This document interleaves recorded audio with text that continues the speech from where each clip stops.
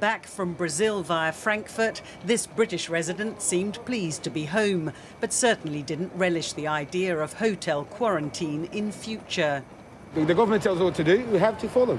But if I had a choice to, if I had an option to do it or not doing it, I wouldn't do it, of course not, no.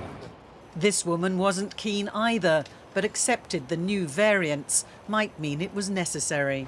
Personally, for my interests, personal interest is no, because I don't want to pay that fee.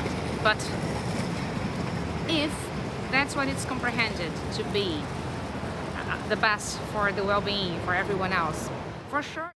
The new measures mean that there'll be mandatory 10 days of quarantine at hotels for British nationals and residents returning from 30 banned countries on the so-called red list, including South Africa, Brazil and Portugal. The costs will be covered by the individuals in quarantine.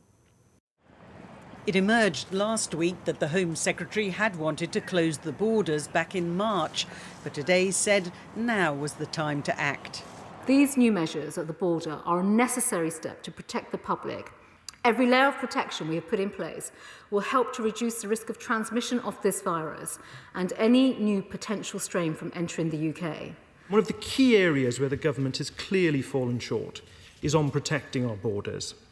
And I'm deeply concerned that the measures outlined today are yet another example of this. Too little, too late. Mandatory quarantine was used once before, a year ago, when British nationals were evacuated from Wuhan in China. Other countries, such as Australia, have used quarantine throughout the pandemic with great success, as one of their senior diplomats explains. 909 people have died with COVID, a population of a little less than half of the UK's. 909 people, it's a tiny number. So many of those lives have been saved essentially because of the quarantine system. Here, the hope is targeted quarantine will have some impact in reducing the spread of the virus. Libby Vina, ITV News, Westminster.